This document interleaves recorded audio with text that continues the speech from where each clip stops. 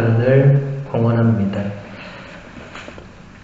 저만의 생각인지 모르겠는데 우리가 저녁에 성전을 쓰는 일이 이 첫 토요일 말고 지금 거의 없어요. 나머지는 다 사제관에서 하기 때문에. 그러니까 밤에 성전을 쓸 일이 없는데 이렇게 밤에 성전을 쓸 일이 생기면 날씨가 추워지거나 대단히 안 좋아지는 저만의 착각일 수 있어요. 저만의. 네. 오늘 저만 추운 건지 다 추운 건지 이번 주 내내 포근하고 봄날 갔다가 왜 토요일에 이렇게 뭘 하려고 하면 왜 이렇게 되는 건지 잘 모르겠습니다. 네. 아무튼 이런 것도 작은 유혹이 될 수 있으니까 유혹을 이겨내고 우리가 할 건 해야 되겠죠. 지난달에 제가 이 시간에 이제 피정 강의를 방문 시간으로 넣어서 작년에 쭉 해왔던 그 안토니오 사지 신부님의 치유의 순간을 마무리하고 이제 스캇 허드 신부님의 믿음이 흔들릴 때라는 책으로 이번 성모신신 미사를 이렇게 해나가도록 해서 지난달에 우리가 첫 4가지 주제를 살펴보았고 오늘 5번째 주제부터 계속 보도록 하겠습니다. 5번째 주제는 선택하기, 믿음과 느낌 사이에서 라는 주제입니다. 사랑은 참으로 놀라운 감정을 불러일으킵니다. 그러나 사랑과 감정을 동일하게 보는 것은 잘못된 생각입니다. 사실 사랑은 달콤한 감정 없이도 존재합니다. 예수님의 희생을 생각해 봅시다. 십자가 죽음은 역사상 가장 위대한 사랑의 행동입니다. 그것은 아무리 좋게 포장하려고 해도 전혀 달콤하거나 좋은 느낌이 아닙니다. 사랑과 감정을 구분해야 된다. 왜냐하면 많은 사람들이 사랑과 감정을 동일시하는 착각에 빠진다. 여러분 십자가를 지금 허드 신부님이 잘 예로 들었는데 저 끔찍한 장면이에요. 저 유심히 보면 끔찍한 일이죠. 사람이 못이 박힌 상태로 매달려 있는 저 끔찍한 것이 인류 역사상 가장 위대한 사랑의 행동인데 감정이 거기에 개입될 공간은 없습니다. 그러니까 우리가 신앙인으로서나 신앙인이 아니거나 상관없이 사랑과 감정을 혼동해서는 안 된다. 내가 누군가에게 호감을 가질 수 있고 반대로 누군가에게 비호감을 가질 수 있는데 많은 사람들이 내가 호감을 가지면 내가 저 사람을 좋아하는구나 혹은 사랑하는구나 비호감을 가지면 나는 저 사람을 좋아하지 않아, 사랑하지 않아 이런 거 아니라는 거예요. 네.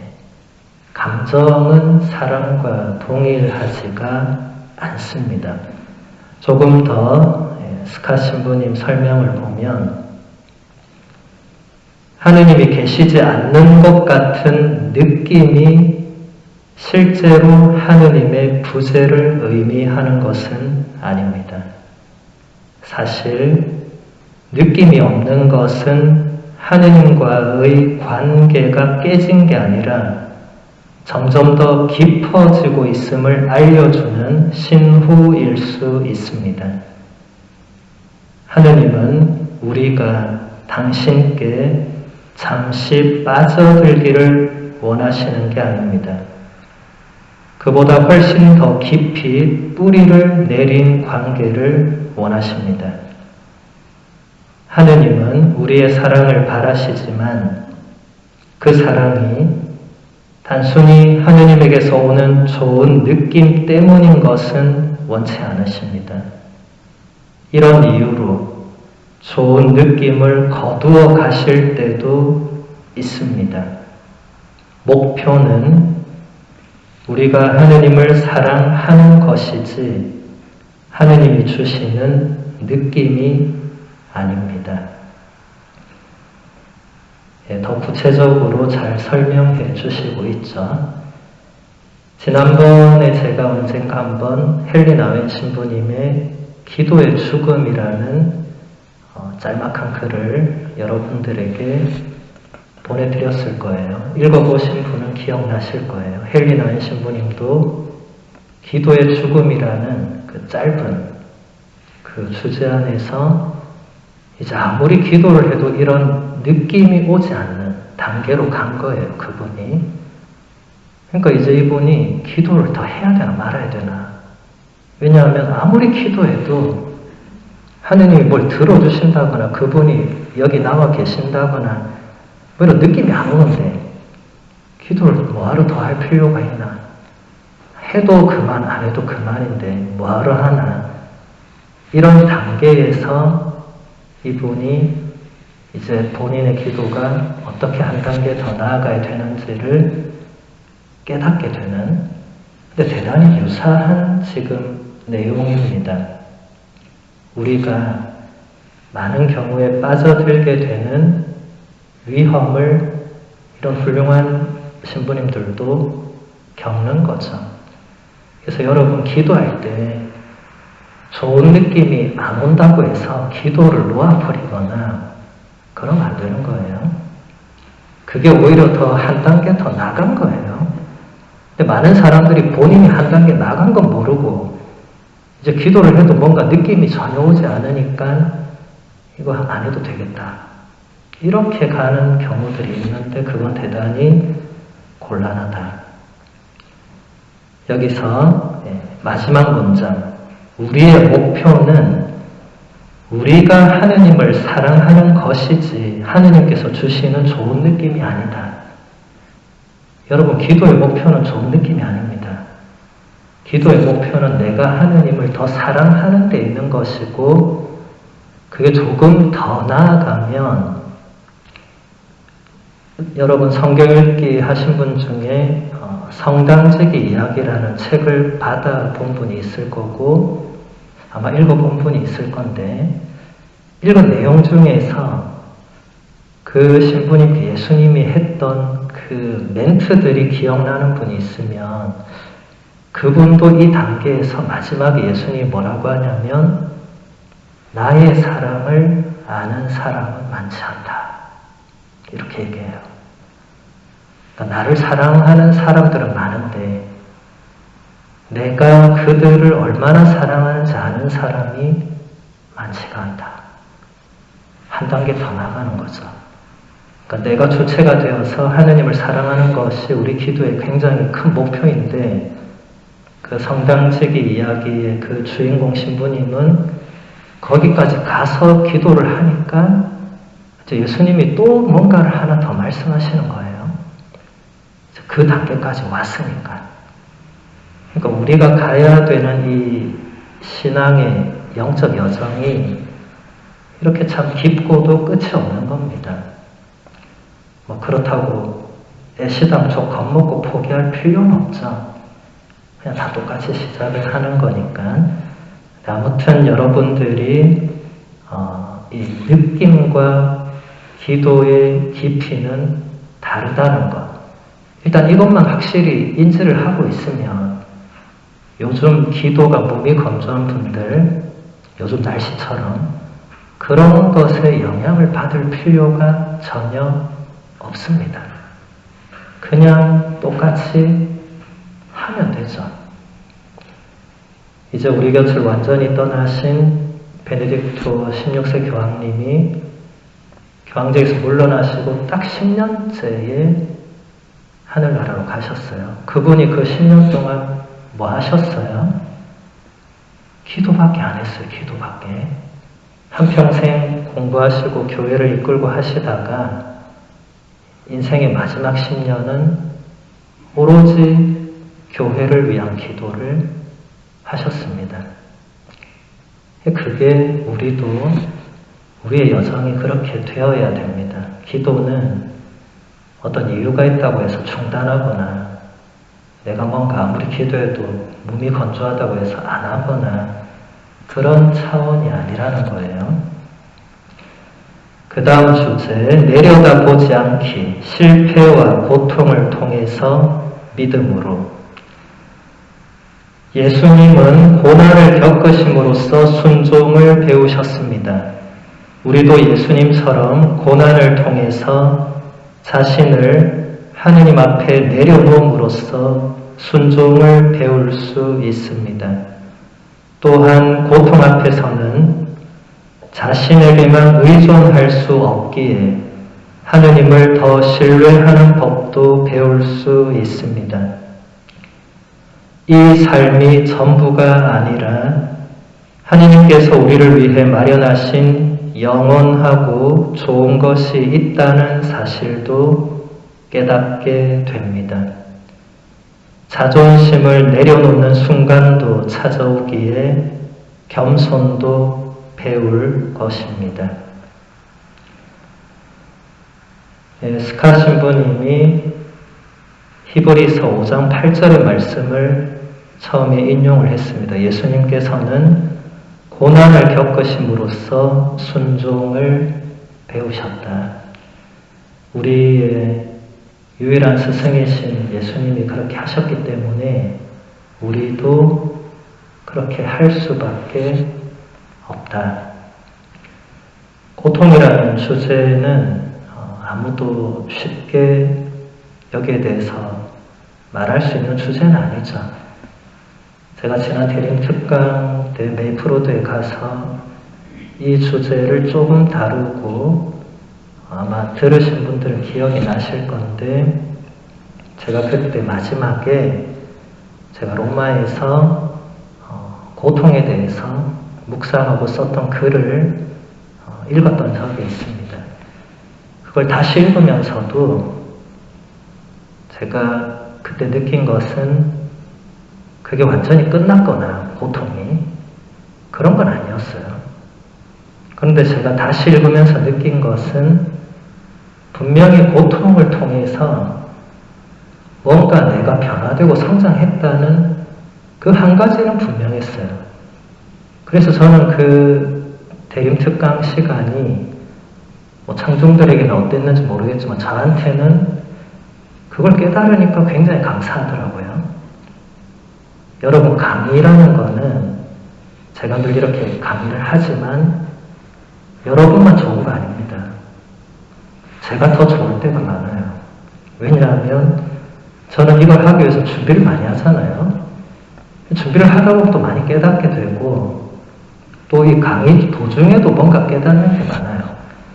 물론 여러분도 강의를 통해서 깨닫는 게 많겠죠. 그러니까 이건 상호작용이지 일방적인 건 아닙니다. 그래서 고통이라는 부분을 누구도 쉽게 말할 수 없고 굉장히 조심스러운 주제지만 스카 신부님은 예수님처럼 우리도 고난을 통해서 자신을 하느님 앞에 내려놓음으로써 순종을 배울 수 있고 하느님을 더 신뢰하는 법도 배울 수 있고 겸손도 배울 수 있다. 고난이 아니면 배우기 어려운 것들이에요.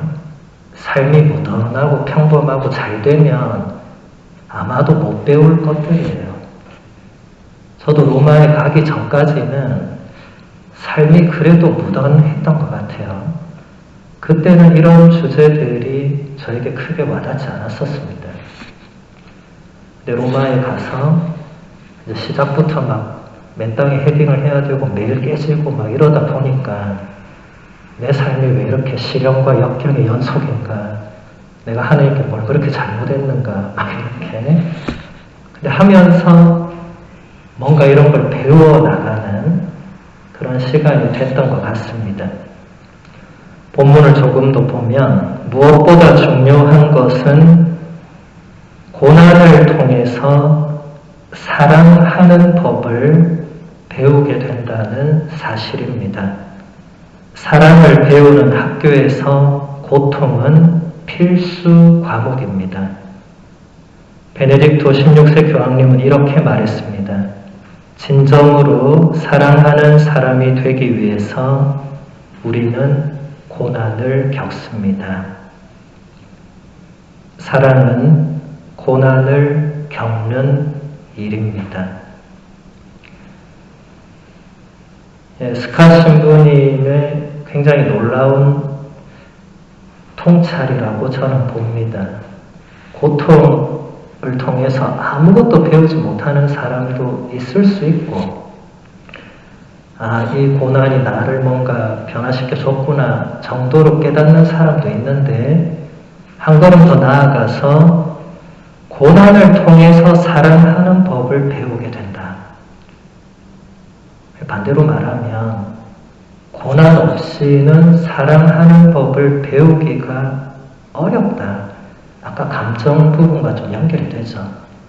우리가 꿈꾸는 동화나 영화 속의 그런 아름다운 사랑 이야기는 고난이 싹 다 빠져 있어요. 그러니까 아름답죠. 근데 현실에서는 그거 안 되거든요. 우린 다 알고 있습니다. 안 된다는 거. 알지만 그런 게 매력적이죠. 왜냐하면 아름다우니까 고난도 없고 그냥 낭만적이고. 근데 현실은 그렇지 않죠. 베네딕토 교황님이 말씀하신 것, 진정으로 사랑하는 사람이 되기 위해서 우리는 고난을 겪는다. 베네딕토 교황님은 이제 육신으로는 우리 곁에 안 계시지만 이분이 이렇게 남겨놓은 말씀과 업적이 너무 많고, 사실 우리가 그동안 그런 것들을 깊이 다루지 않았기 때문에 소홀했던 부분이 많았는데, 이제 가셨기 때문에 아마 더 베네딕토 교황님의 이런 말씀들이 더 많이 조명을 받을 거라고 생각합니다. 저는 사실 로마에서 한국으로 귀국하고 베네딕토 교황님의 문헌으로 강의를 많이 했어요. 저도 죽을 뻔했어요. 너무 어려워가지고 진짜 이분은 교황님 됐으면 좀 쉽게 써야지 왜 이렇게 썼나 막 그런 생각을 하면서도 누군가는 이걸 소개해야 된다는 어떤 막연한 사명감과 의무감이 저한테 오더라고요. 저는 교부학 전공자지 살아있는 교황 전공자가 아닙니다. 베네딕토 교황님은 교회신학 전공이시기 때문에 일단 저랑 전공도 다르고 일단 다루는 게 너무 달라요. 그런데 제가 가만히 보니까 신자들이 베네딕토 교황님의 문헌을 전혀 읽지 않고 읽은 사람도 전혀 이해를 못하고 그러고 있으니까 이건 뭔가 아닌 것 같다. 비록 교황님은 바뀌었지만 교황님이 전달하는 그 내용은 교회의 가르침이기 때문에 어느 교황님이든 필요한 부분은 신자들이 배워야 되는데 이거 너무 아닌 것 같다. 그때부터 제가 베네딕토 교황님의 그 첫 회칙 하느님은 사랑이십니다 부터 해서 계속 베네딕토 교황님 작품으로 강의를 했죠. 결과적으로는 인간적으로는 실패였다고 생각해요. 왜냐하면 사람들이 못 알아들어요. 네. 그러니까 저도 100% 이해하지 못한 상태였을 것 같아요. 그때. 네. 그렇지만 그럼에도 불구하고 저는 그런 시도들이 무의미하다고 생각하지는 않습니다. 이제 돌아가시고 나니까 더욱더 그분이 남겨놓으신 그 업적들이 이제 비로소 우리 교회 안에서 빛을 볼 수 있지 않을까 그런 희망도 가져봅니다. 그 다음 주제 처방전 바꾸기 어디에나 계신 하느님. 사실 예수님은 우리 삶의 모든 상황에 존재하십니다. 우리는 그저 눈을 뜨고 그분을 찾으면 됩니다. 우리는 예수님을 만날 거라고는 전혀 생각해 본 적이 없는 곳에서도 예수님을 찾을 수 있기를 바라며 노력해야 합니다.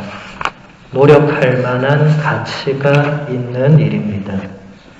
독일의 신비 사상가 토마스 아켄피스가 한 말처럼 모든 것에서 예수님을 찾으면 반드시 찾을 것입니다. 이것은 우리가 이론으로는 굉장히 잘 알고 있는 주제입니다. 하느님은 혹은 예수님은 언제 어디서나 현존하신다. 어디서 다 들어봤어요.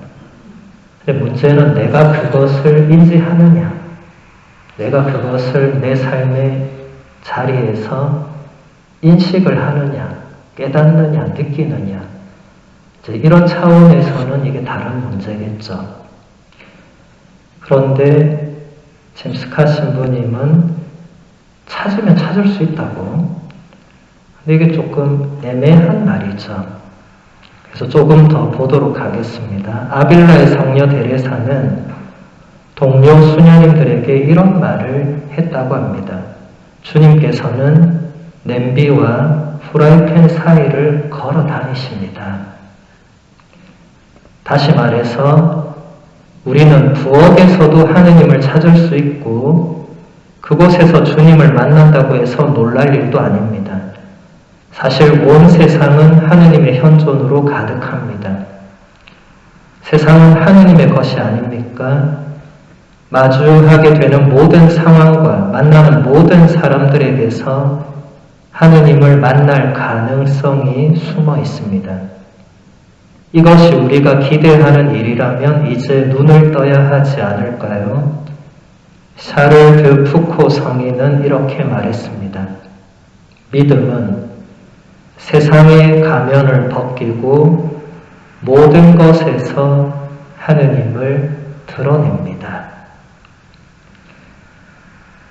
성인 성녀들은 우리가 똑같은 인간이셨지만 어쨌든 우리보다 영적으로는 조금 더 깊이 있게 들어가셨다는 점에서 우리에게 이런 뭔가를 영적으로 이끌어주는 스승 역할을 할 수 있죠. 아벨라 성녀 데레사는 교회 역사상 가장 뛰어난 신비 사상가 중에 한 분이죠. 그런데 그분이 주님께서 냄비와 프라이팬 사이에 걸어 다닌다고 이런 표현을 쓰셨어요. 동료 수녀님들한테. 이게 무슨 말이죠? 우리의 그 일상의 그 삶의 살이, 여러분 다 여기 주부, 여기 지금 남자가 한 명도 없네요. 예, 전부 가정주부시니까 하루 종일 냄비와 프라이팬 사이에 서 계신 분들이잖아요. 거기 나 홀로 서 있다가 아니라 주님께서도 그 사이를 걸어 다니신다고 성녀가 말했으니까 빈말이거나 거짓말은 아닐 거 아닙니까?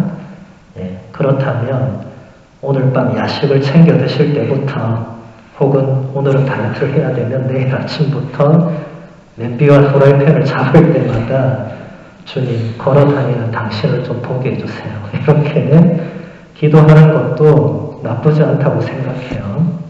예. 그게 뭐냐면 내가 혼자 있고 내가 정말 하느님 보시기에 별 볼 일 없는 일을 하고 있고 이런 게 하느님의 현존과 영향이 있는 게 아니란 거예요. 예. 온 세상이 하느님의 것인데 냄비와 프라이팬 사이에는 없고 이 지극히 거룩한 감실 안에만 계시고 이거 아니라는 거예요. 물론 여기는 훨씬 더 강한 표징이 되지만 여러분 집에서 부엌에 하느님이 계시지 않는다는 게 아니라는 거죠. 그래서 샤를 드 푸코 성인의 이 말씀은 믿음이 세상의 가면을 벗겨야 된다. 우리는 세상 속에서 살고 있죠. 여러분이나 저나. 근데 저는 약간 한 걸음 뒤에 살고 여러분은 세상 한복판에 다이렉트로 살고 있죠. 근데 믿음은 그 세상이 덮고 있는 뭔가를 이렇게 벗겨낼 수 있는, 그래서 하느님이 그 모든 것 안에서 드러날 수 있게 해주는 가장 중요한 원동력이 된다. 우리의 믿음이. 근데 우리의 믿음이 그 정도로 깊거나 확신에 차 있거나 뭔가가 있어야 되겠죠. 그냥 믿습니다로는 안 되겠죠. 사실 그냥 믿어서 다 되면 이 자리에 우리가 뭐하러 앉아서 이렇게 하고 있겠어요. 집에서 그냥 계란 후라이 할 때 하느님이 눈에 보이면 집에서 계속 계란 후라이 하면 되지 뭐하러 여기까지 와서 뭐 이런 시간을 갖겠어요. 네. 근데 어쨌든 우리가 모든 상황, 모든 공간, 모든 일, 모든 사람에게서 하느님을 만날 가능성이 숨어 있다.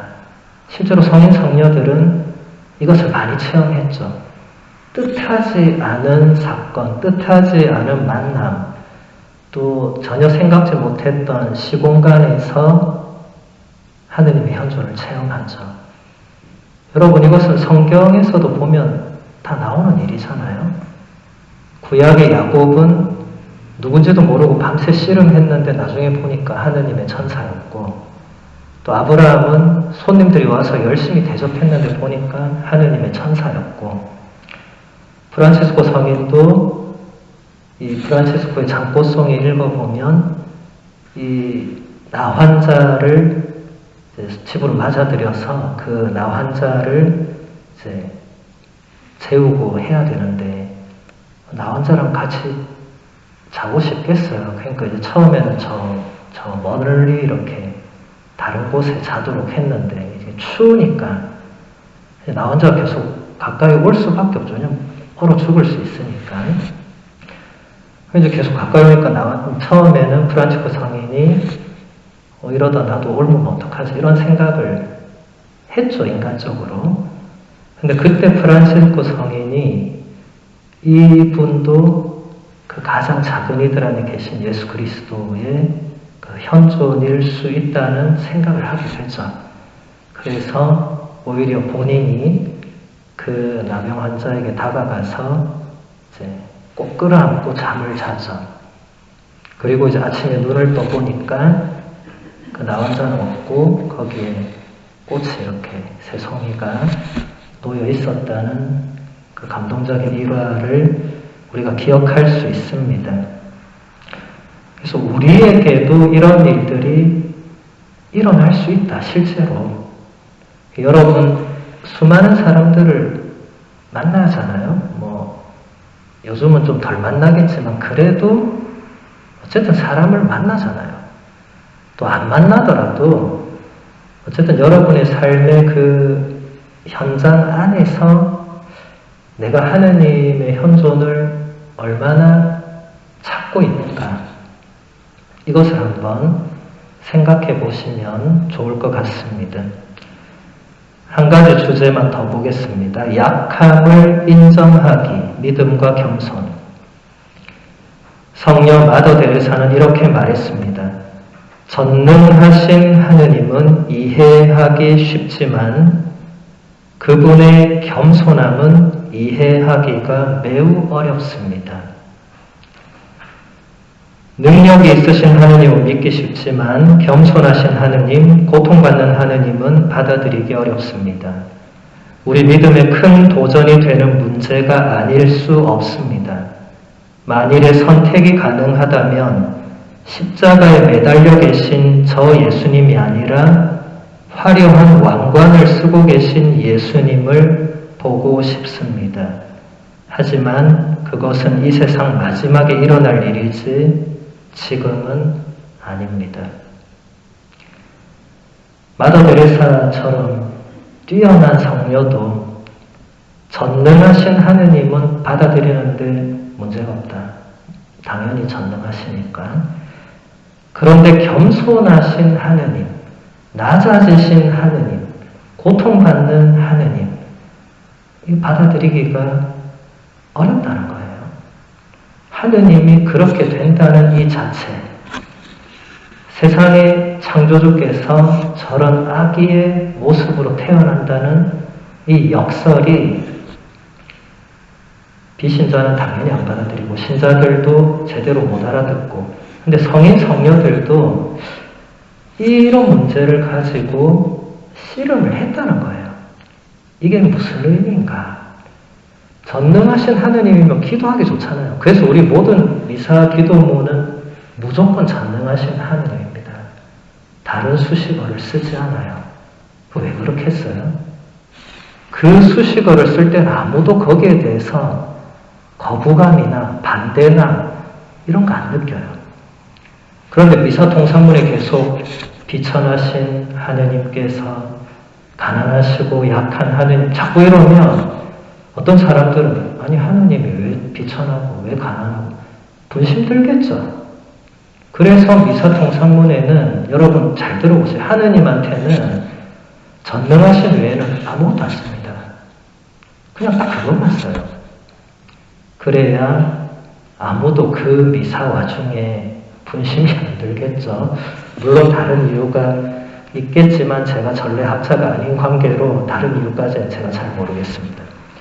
근데 어쨌든 중요한 것은 우리의 믿음에 이것은 큰 도전이 되는 문제다. 그래서 본문을 조금 더 보면 스스로의 약함을 받아들이는 것, 이것이 겸손입니다. 그런데 우리는 겸손을 잘못 이해하고 부당하게 평가하는 경향이 있습니다. 스스로를 보잘것없게 생각하는 자기 비하나 자존심이 상할 때 느끼는 감정과 혼동하는 것입니다. 하지만 진정한 겸손은 이런 것들과 거리가 먼 것입니다. 겸손이라는 단어는 땅을 뜻하는 라틴어 후무스에서 왔습니다. 그러므로 겸손하다는 것은 땅처럼 낮아진다는 뜻입니다. 겸손은 해방입니다. 내가 아닌 다른 사람인 척하지 않아도 된다는 의미입니다. 겸손하면 우리는 자신을 받아들일 수 있게 되고 여러 가지 면에서 너무나 약한 존재인 자신을 알게 되고 겸손하게 오신 하느님이 필요하다는 사실을 인정하게 됩니다. 겸손에 대해서 아주 구체적으로 잘 설명한 부분이라고 생각됩니다. 일단 우리가 조심해야 될 것은 스스로를 보잘것없게 생각하는 자기 비하와 자존심이 상할 때 느껴지는 감정과 겸손은 같은 것이 아니다. 이건 조심해야 됩니다. 무조건 나를 낮춘다고 해서 그게 겸손함은 아니다. 그래서 여러분 사실 겸손과 교만은 이게 참 이것도 어려운 주제죠. 열심히 할수록 이 교만이라는 이게 또 쉽게 우리에게 옵니다. 또 열심히 하지 않은 사람들은 뭐 이런 주제를 깊이 생각은 안 하겠지만 뭔가 좀 신앙적으로 열심히 해야 되겠다. 이런 분들은 반드시 이 겸손과 교만이라는 이 단어 앞에 서게 됩니다. 그래서 내가 겸손한지 교만한지 생각을 하게 되고 근데 이게 기준이 마땅치 않기 때문에 이제 다른 사람들을 보면서 이제 나를 판단할 수밖에 없어요. 아, 저 사람은 진짜 겸손하구나 라고 느껴지는 사람이 있으면 나도 모르게 그 사람이 겸손의 기준이 됩니다. 근데 그 사람에 비해서 나를 보니까 내가 교만한 것 같아. 아, 내가 교만하구나. 근데 이것도 좀 조심해야 돼요. 그 사람이 진짜 겸손한지 아닌지 모르죠. 그래서 지금 스카 신부님이 겸손의 기준은 바로 예수 그리스도이시다.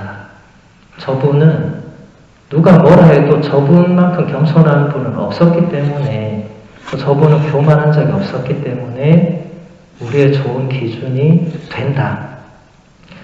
그리고 겸손이라는 이 단어 자체 이 라틴어 원어로 보면 이게 후무스, 이게 땅입니다, 땅.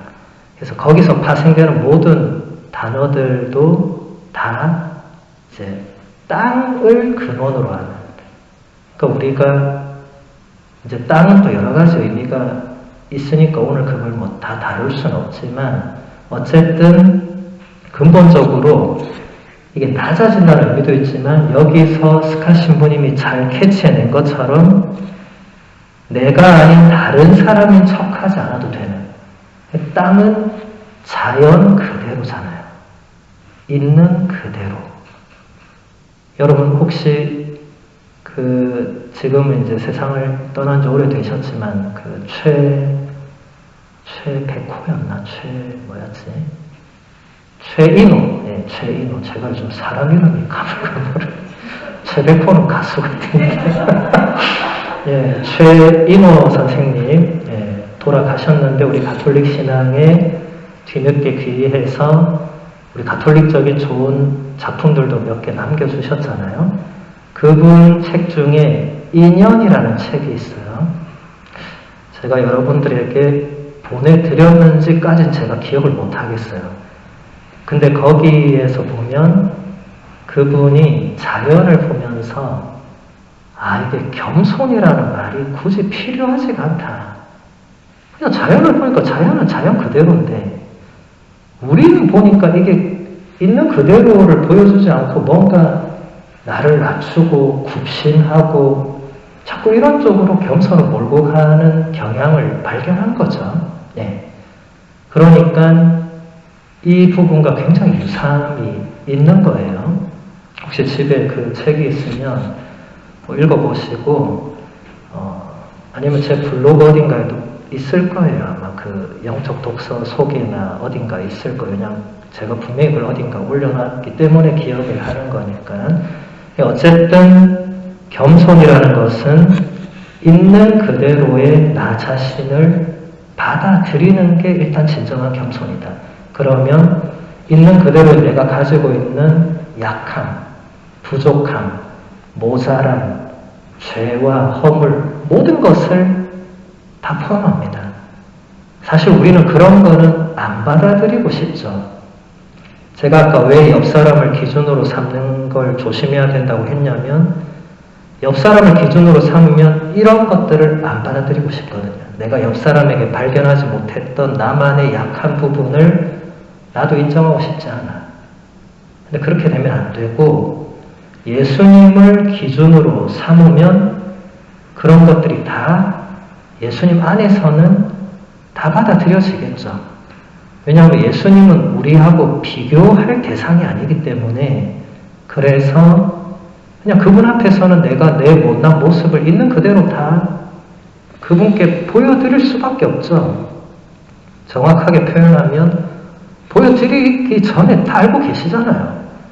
그러니까 여러분 어쩔 때는 성전에 딱 오면 예수님 앞에 앉는 순간 눈물부터 나잖아요. 왜냐하면 저분이 이미 다 알고 있기 때문에 뭘 내가 말을 하기도 전에 저분이 안다는 걸 내가 느끼기 때문에 말할 필요가 없잖아요.